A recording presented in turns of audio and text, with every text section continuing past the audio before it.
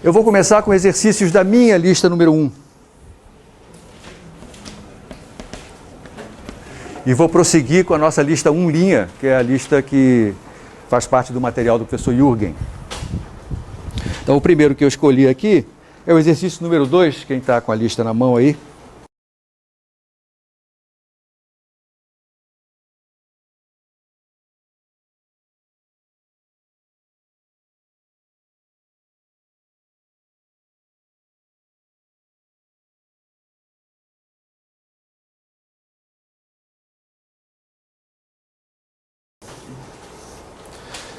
Que vai discutir uma aplicação, digamos, prática de um conceito importante, eu já mencionei esse conceito para você aqui, que é o conceito de coeficiente de expansão térmico, ou coeficiente de expansão volumétrica de um sistema macroscópico.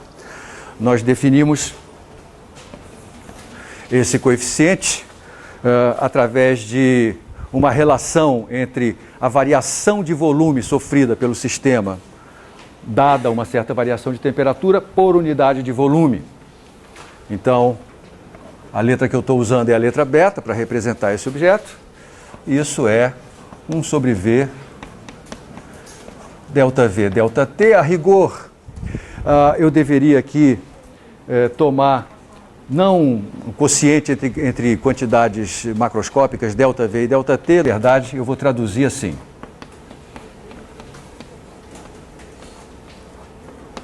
E outra vez, quando aparece uma derivada em termodinâmica como essa, eu preciso especificar qual é a função que eu estou derivando. Quer dizer que eu estou derivando o volume não quer dizer nada do ponto de vista matemático, né? Tem que haver uma função cuja derivada está sendo calculada ali. Essa função, ela gera números que são interpretados por um físico como volume do sistema. Mas que função é essa? Muito bem, essa é a função que, neste caso aqui, como normalmente nós estamos interessados em estudar a variação de volume de um sistema termodinâmico em contato com a atmosfera, normalmente a gente toma a função que especifica o volume como função de temperatura e pressão. E aí nós mantemos a pressão fixa.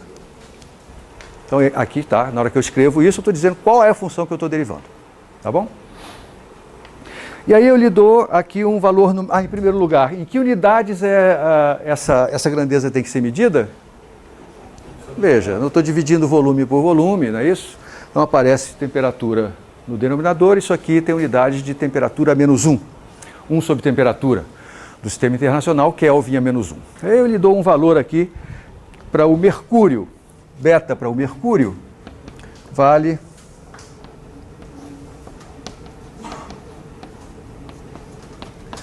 1 sobre 5.500 Kelvin a menos 1. Antes de escrever a expressão decimal dessa quantidade, vamos ver se a gente consegue entender esse número de uma forma direta, assim. 1 sobre 5.500 significa que quando eu faço a temperatura variar de uma unidade, a variação de volume é 1 sobre 5.500 do volume original. É isso? Então, delta V sobre V é 1 sobre 5.500. Significa que se o volume original era 5.500 unidades de volume, depois da temperatura aumentar de 1 grau, passa a ser 5.501. Tá certo? Então, essa intimidade com o significado numérico dessas quantidades eu gostaria que você desenvolvesse. Isso aqui, escrito como um número decimal, é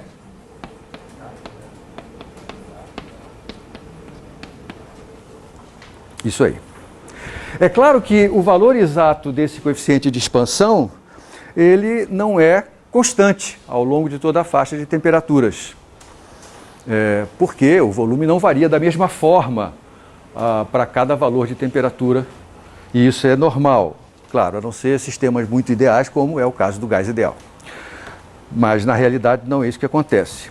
No caso do mercúrio, o valor exato do coeficiente de expansão, na faixa entre 0 e 200 graus, varia muito pouco. Ele varia, eu cito aqui, menos do que 1%, o que é muito pouco, né? Então, dentro dessa faixa de temperaturas, a gente pode ignorar o fato de que beta varia e tomá-lo como uma constante.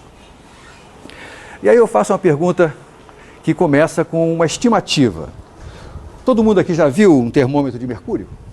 Atualmente ele está se tornando cada vez mais jurássico, né? Cada vez mais difícil de você encontrar. Tá certo, é o termômetro que a gente usa em casa para medir a temperatura do bebê, não é isso? Todo mundo já viu um termômetro desse? Ele um termômetro é mais ou menos assim, tem um cilindro fininho e aqui embaixo tem um cilindro mais gordinho. Nós chamamos o bulbo do termômetro. O bulbo do termômetro é que tem mercúrio dentro, aí você encosta esse termômetro em alguma coisa quente, quente significa uma temperatura maior do que ele estava, e o que acontece é que a expansão volumétrica do mercúrio faz com que ele suba nessa coluna. Quando o termômetro entra em equilíbrio com o sistema, equilíbrio térmico com o sistema cuja temperatura ele quer medir, a gente lê na escala o valor dessa temperatura, tá certo? Eu peço para você olhar um termômetro desse e estimar quais são as dimensões do bulbo. Alguém fez isso? Você fez um bulbo esférico, tá bom. Chutou o quê? 2 o quê?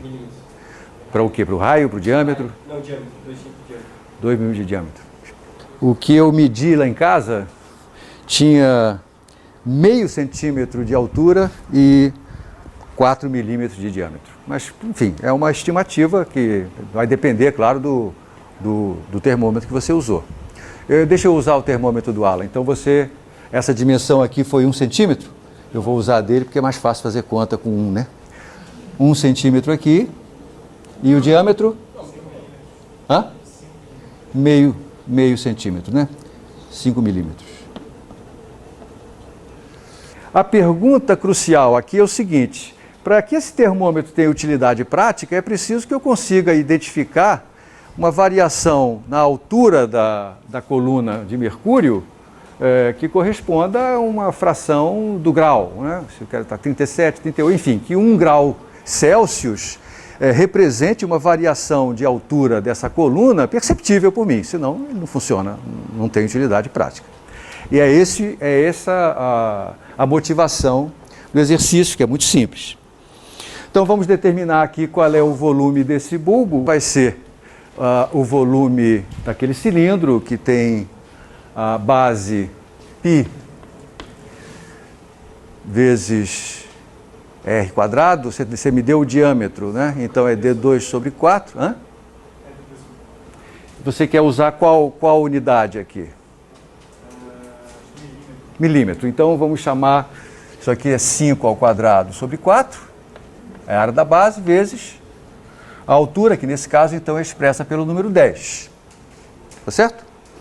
O resultado vai estar em milímetros cúbicos. Então o volume de mercúrio dentro do bulbo vai dar, fazer essa conta aqui, dá 250 π sobre 4, 125, 62 vezes 3, 180, 190?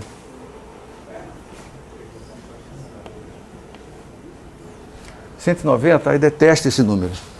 200. De novo, trata-se de uma estimativa aqui, eu não estou muito preocupado com a... Muito bem, aí eu faço ele sofrer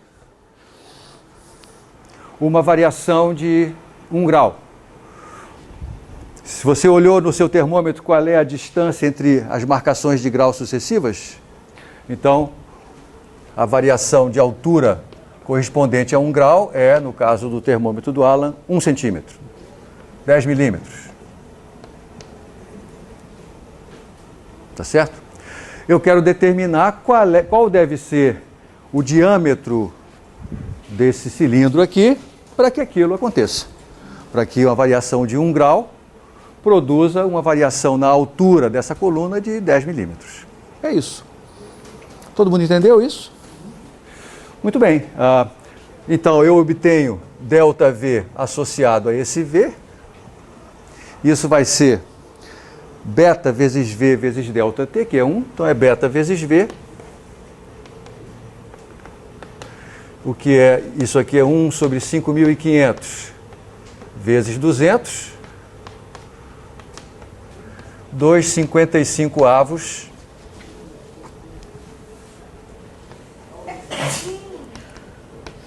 do milímetro cúbico, perdão. E agora eu quero saber qual é o diâmetro dessa coluna que promova uma mudança na altura igual a 10 milímetros, ou seja, ΔL multiplicado por π d2 sobre 4, onde d agora é o diâmetro dessa coluna, tem que dar igual a ΔV. E, portanto, d2 é 4 ΔV sobre π ΔL, conta. Vamos ver quanto é que vai dar isso. 4, 8, 550, 1.500, 8 sobre 1.500, 10 sobre 1.500, vai, dá 1 sobre 150. Isso aqui está em milímetros quadrados automaticamente, portanto, o diâmetro é a raiz quadrada desse número.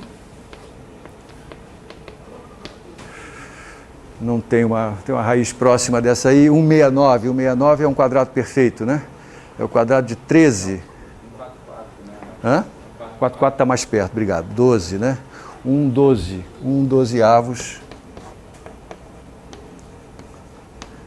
Então, dá ordem de 0,1 milímetro. Percebeu agora por que é que é difícil, às vezes, você ler a temperatura nesse termômetro? Você tem que ficar rodando ele um pouquinho até que você conta. Porque o diâmetro da coluna na qual esse mercúrio caminha é muito pequenininho. Nas minhas contas eu obtive um número até menor do que esse. Hã? Você fez o quê? Eu fiz meio esquecido. Pô, que surpresa. Será que eu errei na conta? Porque o meu deu 0,02, mas os meus dados, os meus valores também eram um pouco diferentes dos seus. Mas o que interessa é chamar a atenção para o fato de que esse diâmetro de fato é muito pequeno. Você faz as contas com mais cuidado em casa, usando calculadora, etc.